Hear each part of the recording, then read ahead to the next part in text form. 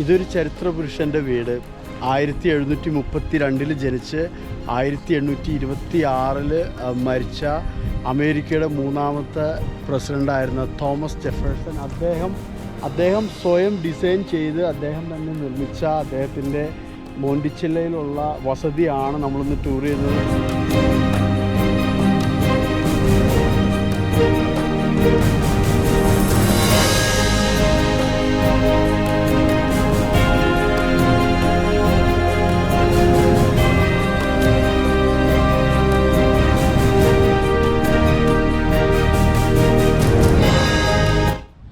Namaste, Sugamano.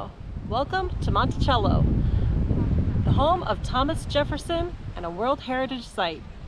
അപ്പോൾ നമ്മുടെ എല്ലാ ചങ്ക് കൂട്ടുകാർക്കും ദ വണ്ടർലെസ് കപ്പിളിൻ്റെ പുതിയൊരു യാത്രാ വീഡിയോയിലേക്ക് സ്വാഗതം. എല്ലാവർക്കും നമസ്കാരമുണ്ട്. വളരെ ഒരു അടിപൊളിയായിട്ടുള്ള ഒരു മോർണിംഗ് ആണ്. ഇപ്പോൾ നമ്മുടെ യാത്രയായിട്ട് ഇന്നുള്ളത് വിർജീനിയ എന്ന് പറയുന്ന സ്റ്റേറ്റിലെ ഹാരിസൺബർഗ് എന്ന് പറയുന്ന ഒരു കൊച്ചു ടൗണിലാണ്. ഷെനോണ്ട നാഷണൽ പാർക്കിൻ്റെ താഴ്വാരത്തുള്ള ഷെനോണ്ട വാലിയിലുള്ള മനോഹരമായൊരു ടൗണാണ് ഈ സ്ഥലം. അപ്പോൾ നമ്മൾ ഇന്നലെ ഷെനോണ്ട നാഷണൽ പാർക്ക് എക്സ്പ്ലോർ ചെയ്തിട്ടുണ്ടായിരുന്നു. ആ വീഡിയോ കാണാത്തവർ നമ്മുടെ ചാനൽ കയറി കാണണം.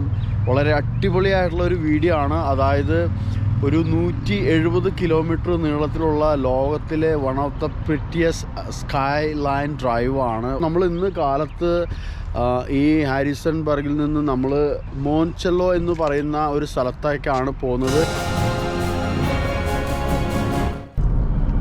അങ്ങനെ വിൻ്ററൊക്കെ കഴിഞ്ഞ് സ്പ്രിങ് തുടങ്ങിയത് കാരണം എല്ലാവരും കൃഷിക്ക് വേണ്ടി നിലങ്ങളൊക്കെ സെറ്റപ്പ് ചെയ്തിട്ട് നല്ല ഗംഭീരമാക്കി ഇട്ടിട്ടുണ്ട്.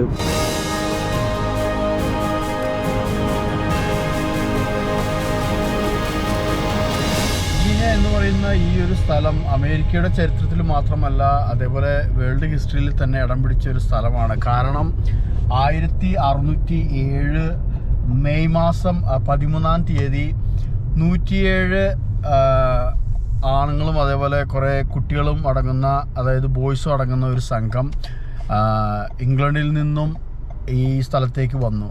അവരാണ് നോർത്ത് അമേരിക്കയിലെ ആദ്യത്തെ ഇംഗ്ലീഷ് സെറ്റിലേഴ്സ്. നമ്മൾ ഏകദേശം ഈ മോൺചെല്ലോ എന്ന് പറഞ്ഞ സ്ഥലത്ത് എത്താറായി. ഇനി ഇവിടുന്ന് കഷ്ടിച്ച് ഒരു 5 മിനിറ്റും കൂടി ഉള്ളൂ. അപ്പോൾ നന്നായിട്ടൊന്ന് ബ്രേക്ക്ഫാസ്റ്റ് കഴിച്ചിട്ട് പോവാന്നുള്ള പരിപാടിയാണ്.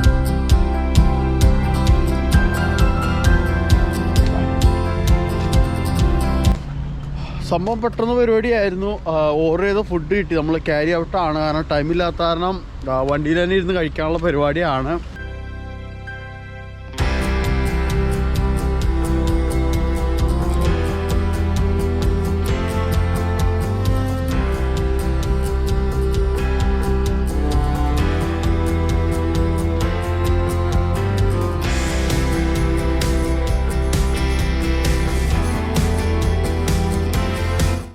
നമ്മളിപ്പോൾ അദ്ദേഹത്തിൻ്റെ വസതി സ്ഥിതി ചെയ്യുന്ന ആ പ്രോപ്പർട്ടിയുടെ മോണ്ടിച്ചെല്ലോ എന്ന് പറയുന്ന ആ ഒരു പ്രോപ്പർട്ടിയുടെ എൻട്രൻസ് ആണ് നമ്മളിപ്പോൾ കടന്നത്. അവസാനം ഒരു പാർക്കിംഗ് സ്ലോട്ട് കണ്ടെത്തി. അത്ര ഒരു ബിസിയാണ് already. Thank you.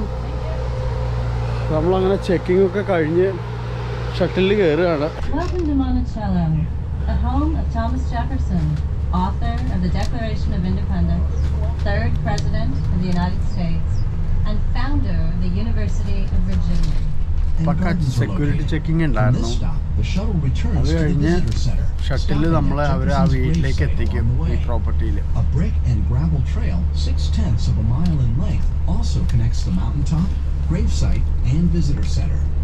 In addition to touring the house, we hope you'll explore the gardens and grounds, including Mulberry Row, the main street of a 5,000-acre plantation.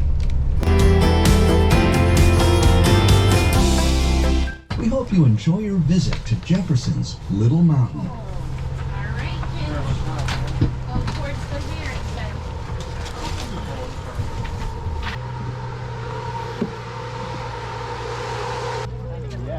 കഷ്ടിച്ച് ഒരു 2 മിനിറ്റ് ഡ്രൈവ് ആ visitors സെൻറ്ററിൽ നിന്ന് ഈ വീട് നിൽക്കുന്ന സ്ഥലത്തേക്ക്.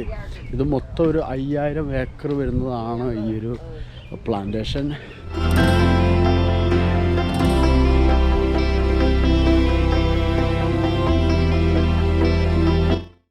12 മണിക്ക് പോകാനുള്ള നമ്മുടെ ഗ്രൂപ്പാണ് ഇരിക്കുന്നത്. പക്ഷേ അതിനകത്തേക്ക് കയറി പോകുന്നതിന് മുമ്പ് ഒരുപാട് നിർദ്ദേശങ്ങൾ നമുക്ക് അവർക്ക് തരും.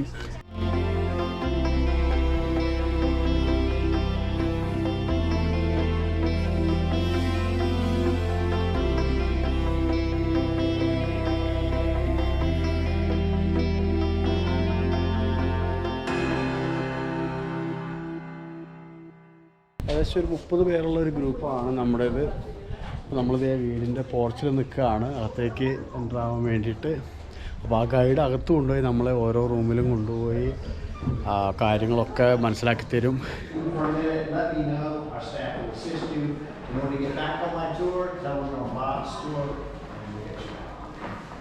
നമ്മൾ ഡോറ് ആദ്യം തന്നെ കടന്നത് ഈ ലിവിങ് റൂമിലേക്കാണ്. അതിനകത്ത് തന്നെ അദ്ദേഹത്തിൻ്റെ വലിയൊരു കളക്ഷൻ്റെ, അദ്ദേഹം ഒരുപാട് സാധനങ്ങൾ ശേഖരിക്കുന്ന ഒരു വ്യക്തിയായിരുന്നു ചെറുപ്പകാലം മുതൽ തന്നെ.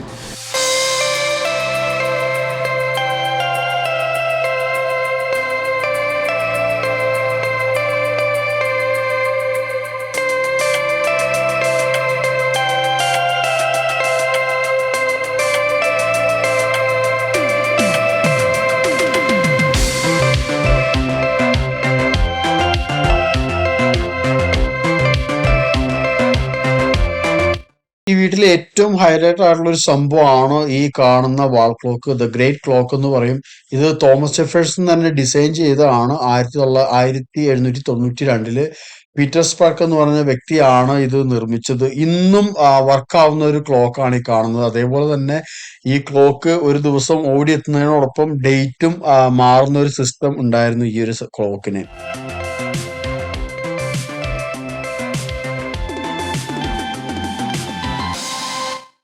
നമ്മളിപ്പോൾ ഈ കടന്നു നിൽക്കുന്ന ഈ ഒരു റൂം ജെഫേഴ്സൻ്റെ പേഴ്സണൽ ലൈബ്രറി റൂമായിരുന്നു. എഡ്യൂക്കേഷന് വളരെ പ്രാതിനിധ്യം കൊടുത്തൊരു വ്യക്തിയായിരുന്നു ജെഫേഴ്സൺ. അദ്ദേഹമാണ് വെർജീനിയ യൂണിവേഴ്സിറ്റിയുടെ സ്ഥാപകൻ.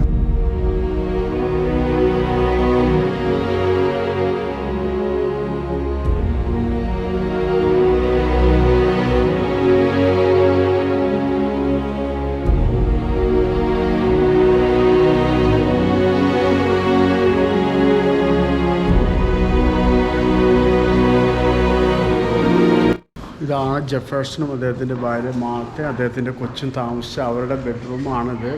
ഇത് ആദ്യം ഇതിൻ്റെ മുകളിൽ ഡാർക്ക് സീലിംഗ് ആയിരുന്നു. പക്ഷേ പിന്നീട് അദ്ദേഹം ഫ്രാൻസിൽ പോയി വന്ന ശേഷം അവിടെ കണ്ടൊരു ഡിസൈൻ അതേപടി ഇവിടെ റീഡിസൈൻ ചെയ്യുകയാണ് ചെയ്തത്.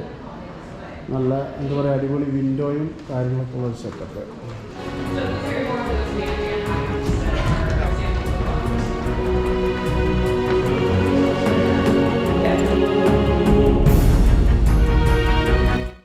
ഈ ഒരു റൂം ജെഫേഴ്സൺ അദ്ദേഹത്തിൻ്റെ സുഹൃത്തുക്കളും ഫാമിലിയൊക്കെ വന്ന് ഗ്യാദർ ചെയ്യുമ്പോൾ കൂടിയിരുന്നൊരു റൂമാണ്. ഓരോ എൻ്റർടൈൻമെൻറ്റുകൾ ഫ്രണ്ട്സൊക്കെ വരുമ്പോൾ. സോ ഇതൊക്കെ അന്ന് കാലത്ത് ഉപയോഗിച്ച റിയൽ ഫർണിച്ചറുകളാണ് ഈ ഇരിക്കുന്നത് മുഴുവൻ. അതേപോലെ അദ്ദേഹത്തിൻ്റെ picture collections, John the Baptist from the Bible story, Franklin, George വാഷിങ്ടണിൻ്റെ ഒരു ഛായാചിത്രം.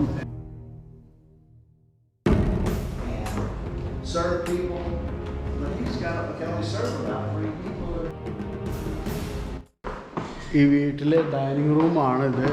അതേപോലെ തന്നെ അദ്ദേഹം ഫുഡും കാര്യങ്ങളൊക്കെ താഴെ ബേസ്മെൻറ്റിലാണ്. അവിടുന്ന് മേളിലേക്ക് എത്തിക്കാനുള്ള ടെക്നോളജി ഭയങ്കര സെറ്റപ്പാണ്. അത് ഞാൻ കാണിച്ചു തരാം. പ്രത്യേകിച്ച് വൈൻ ഇവിടെ തീരുമ്പോൾ എങ്ങനെയാണ് ആ വൈനൊക്കെ മേളിലേക്ക് കൊണ്ടുവന്നതെന്നുള്ളത് ഞാൻ കാണിച്ചു തരാം.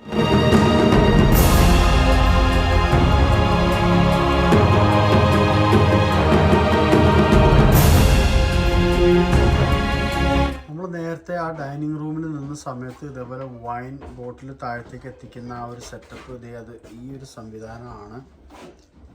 ജസ്റ്റ് ചരടാണ്, അത് വലിച്ച് വൈൻ മേളിലേക്ക് എത്തിക്കാൻ കഴിയും.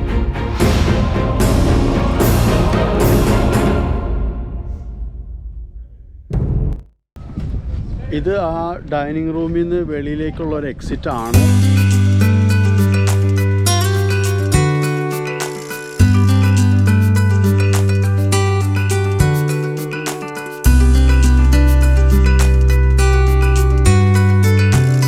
അദ്ദേഹത്തിൻ്റെ വീടിൻ്റെ ആ ചുറ്റുവട്ടം എന്ന് പറഞ്ഞു കഴിഞ്ഞാൽ ഒരു രക്ഷയില്ല. അദ്ദേഹം അത് അറേഞ്ച് ചെയ്ത രീതി. അതേപോലെ വീടിൻ്റെ മുറ്റം ഞാൻ നിങ്ങളെ കാണിച്ചു തരാം. ഇതാണ് വീടിൻ്റെ മുറ്റം. അതിൻ്റെ ചുറ്റിലും മനോഹരമായ പൂക്കളും അതേപോലെ ചെറിയ നടപ്പാതയൊക്കെ വെച്ചിട്ടുള്ള ഗംഭീരമായിട്ടുള്ളൊരു മുറ്റമാണ്. പക്ഷേ ഇതൊക്കെ അദ്ദേഹത്തിൻ്റെ ഈ വീടിൻ്റെ ഏറ്റവും വലിയൊരു ഇൻസ്പിറേഷൻ അദ്ദേഹം ബുക്കുകൾ വായിച്ചിട്ട് ആ ബുക്കിൽ നിന്നും കിട്ടുന്ന ഐഡിയ ഉപയോഗിച്ചിട്ടാണ് അദ്ദേഹം ഈ വീട് പണി ചെയ്തത്.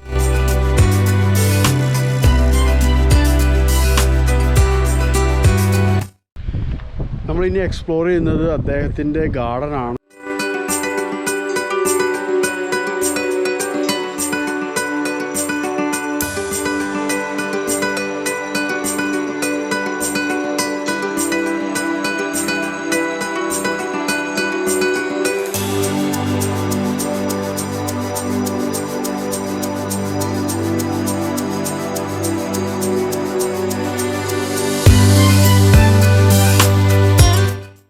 തോമസ് ജെഫേഴ്സൻ്റെ വീടിന് വേറൊരു പ്രത്യേകതയുണ്ട്. ആ പ്രത്യേകത ആ വീടിൻ്റെ ഏറ്റവും മുകളിലായിട്ട് നിങ്ങൾക്ക് സൂക്ഷിച്ച് നോക്കിയാൽ കാണാം. ഏറ്റവും മുകളിലായിട്ട് ഒരു അടിപൊളി ഡോം, ഒരു മകുടം കാണാം. അത് പ്യുവർ ഫ്രഞ്ച് മോഡലുള്ളൊരു മകുട ശൈലിയാണ്. അമേരിക്കയിലെ വീടുകളിൽ ഏറ്റവും ആദ്യം മകുടം വെച്ച് നിർമ്മിച്ച വീട് എന്ന ഒരു വിശേഷണം കൂടെ ഈ തോമസ് ജെഫേഴ്സൻ്റെ വീടിനുണ്ട്.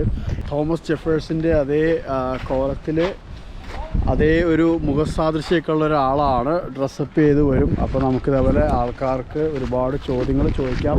അപ്പം അദ്ദേഹം അന്ന് കാലത്തെ ചരിത്രങ്ങളൊക്കെ വളരെ ഭംഗിയായിട്ട് എക്സ്പ്ലെയിൻ ചെയ്തു തരും. 2017 ആർക്കിയോളജിസ്റ്റ് ഈ ഭാഗത്ത് കൂടുതൽ പഠനം നടത്തി അവർ കുഴിച്ച് അങ്ങനെ ആദ്യത്തെ നിലയുടെ അടിയിൽ മൂടിപ്പെട്ട് കിടന്ന ഈ ഒരു ഏരിയ ഫൗണ്ട് ചെയ്തു. അതായത് 1770 അദ്ദേഹം ഈ വീട് വെച്ച് തോമസ് ജെഫേഴ്സൺ ഈ വീട് വെച്ച് ഇങ്ങോട്ട് മാറിയപ്പോൾ ഈ വീടിലെ റിയൽ കിച്ചണാണ്. അതായത് അന്ന് ആ 1770 പണികഴിപ്പിച്ച വീടിൻ്റെ ഒറിജിനൽ സ്മോക്ക് ഹൗസ് ആണിത്. ഇതിനകത്താണ് എന്താ പറയുക മാംസങ്ങളൊക്കെ, അതായത് പോത്തിനെ ആയാലും പന്നീനെ ആയാലും മാനിനെ ആയാലും ഒക്കെ സെറ്റപ്പ് ചെയ്ത് ഇതിനകത്താണ് കൊണ്ട് ഇട്ട് പുകച്ചിരുന്നത്. ഇത് മെയിൻ കുക്കിൻ്റെ റൂമാണ്. ഈ ഹിസ്റ്ററി അനുസരിച്ച് ഈ ഒരു റൂമിനകത്ത് അദ്ദേഹത്തിൻ്റെ ഭാര്യയും 8 മക്കളും അങ്ങനെ 10 പേര് താമസിച്ചിരുന്നൊരു റൂമാണ്. ഇപ്പോൾ അടുക്കളയ്ക്കകത്താണ് നമ്മൾ നിൽക്കുന്നത്. അന്നത്തെ അടുക്കളയുടെ ഒരു സെറ്റപ്പ് എന്ന് പറയുന്നത് ഈ കാണുന്നതാണ്. ഇതൊക്കെ മാംസങ്ങളൊക്കെ പാചകം ചെയ്യാനുള്ള ഒരു സെറ്റപ്പാണ്. അതേപോലെ ചെമ്പിൻ്റെ പാത്രങ്ങളാണ് കൂടുതൽ ഉപയോഗിച്ചിരുന്നത്. അങ്ങനെ ഈ കിച്ചണിൽ നിന്ന് നമ്മൾ നേരെ ഇറങ്ങിയിട്ട് ഒരു അണ്ടർഗ്രൗണ്ട് പാസേജാണ്. ഇതും ആ വീടിൻ്റെ ബേസ്മെൻറ്റിലേക്ക് തന്നെയാണ് പോകുന്നത്.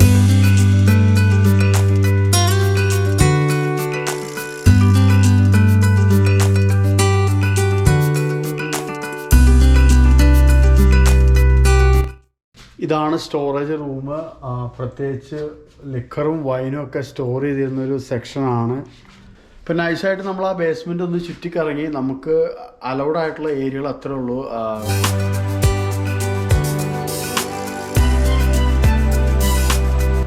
ഈ കാണുന്ന സംഭവം ഐസ് ഹൗസ് ആണ്.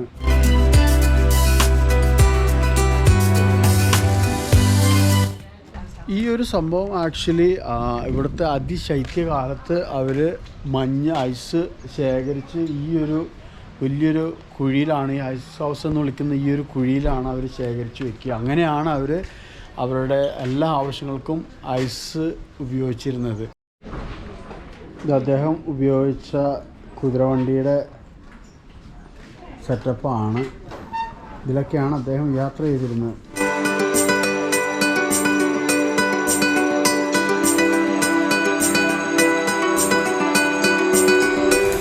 ഇപ്പോൾ നമ്മൾ ഈ പോകുന്നൊരു സെക്ഷൻ എന്ന് പറഞ്ഞു കഴിഞ്ഞാൽ അദ്ദേഹത്തിൻ്റെ അടിമകൾ താമസിച്ചിരുന്ന അവരുടെ ക്വാർട്ടേഴ്സും കാര്യങ്ങളൊക്കെയാണ് അത്.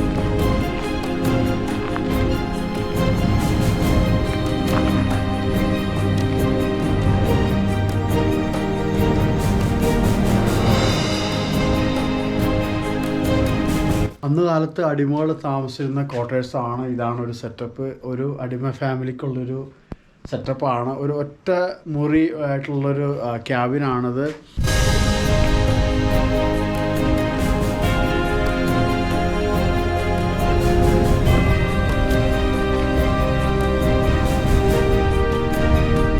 തോമസ് ജെഫേഴ്സൺ എന്താ പറയുക, കുതിരകളോട് ഒത്തിരി ഇഷ്ടമുള്ളൊരു വ്യക്തിയായിരുന്നു. അദ്ദേഹം സ്വന്തമായിട്ട് ഒരുപാട് കുതിരകളുള്ള ആളായിരുന്നു.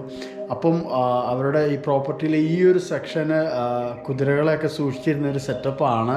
ഈ താഴത്ത് മനോഹരമായ പച്ചക്കറിത്തോട്ടമാണ്. അദ്ദേഹത്തിൻ്റെ വീട്ടിലെ ആവശ്യങ്ങൾക്കായിട്ട് പച്ചക്കറി അവർ കൃഷി ചെയ്തത് ഈ ഒരു ഏരിയയിലാണ്. 1000 അടി നീളം, അതേപോലെ 80 അടി വീതിയുള്ളൊരു പച്ചക്കറിത്തോട്ടമാണ് നമ്മുടെ ഈ താഴത്ത് കാണുന്നത്.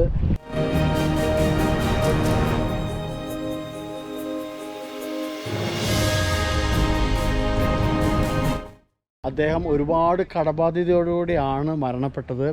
ഈ പ്രോപ്പർട്ടി ഉറിയ ഫിലിപ്പ് എന്ന് പറയുന്ന ഒരു നേവൽ ഓഫീസറാണ് പിന്നീട് ഇത് വാങ്ങിയത്. ആ ഒരു കാശ് കൊണ്ടാണ് പിന്നെ ജെഫേഴ്സൻ്റെ കടബാധ്യതകളൊക്കെ അദ്ദേഹത്തിൻ്റെ എന്താ പറയുക ഗ്രാൻഡ് ചിൽഡ്രൻസ് എല്ലാം കൊടുത്ത് വീട്ടിയത്.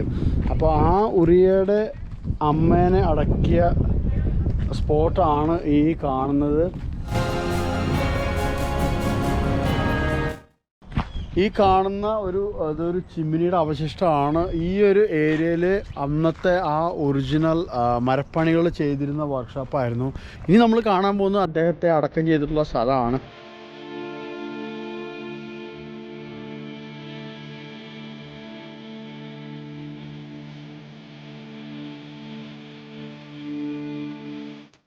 നമ്മൾ ഈ നിൽക്കുന്നതാണ് ജെഫേഴ്സനെ അടക്കിയ ആ ഒരു ശവക്കോട്ടയുടെ ഫ്രണ്ടാണിത്. ഇന്നിത് അവരുടെ എന്താ പറയുക കുടുംബ കല്ലറയാണ്. അവിടുത്തെ ആ ഒരു ടോം സ്റ്റോമിൽ 3 കാര്യങ്ങൾ എഴുതിയിട്ടുണ്ട്. അതായത് Thomas Jefferson author of the declaration of American independence, അമേരിക്കയുടെ ഇൻഡിപെൻഡൻസ് ഡിക്ലറേഷൻ ഫോം എഴുതിയ ആൾ. അതേപോലെ വെർജീനിയയുടെ റിലീജിയസ് ഫ്രീഡം, അതേപോലെ തന്നെ ഫാദർ ഓഫ് വെർജീനിയ യൂണിവേഴ്സിറ്റി. ഈ 3 കാര്യങ്ങൾ എഴുതിയിട്ടുള്ളൂ. അപ്പോൾ നിങ്ങൾ ഒരു അതിശയം തോന്നും, അതിനകത്ത് president of United States of America എന്ന് ഇല്ല. കാരണം അദ്ദേഹം മരിക്കുന്നതിന് മുമ്പ് അദ്ദേഹത്തിൻ്റെ കൊച്ചുമക്കളോട് പറഞ്ഞിരുന്നു, ഈ ഒരു 3 കാര്യമല്ലാതെ മറ്റൊന്നും എൻ്റെ ശവകുടീരത്തിലെ കല്ലിൽ എഴുതാൻ പാടില്ല എന്ന്. ഈ പ്രോപ്പർട്ടിയിലെ മറ്റൊരു ശവക്കോട്ട സെക്ഷൻ ഉണ്ട്. നമ്മളിപ്പോൾ അതിലേക്കാണ് പോകുന്നത്. അതായത് അടിമകളുടെ മരണശേഷം അവരെ അടക്കി ആ ഒരു പ്രത്യേക സ്ഥലമുണ്ട്.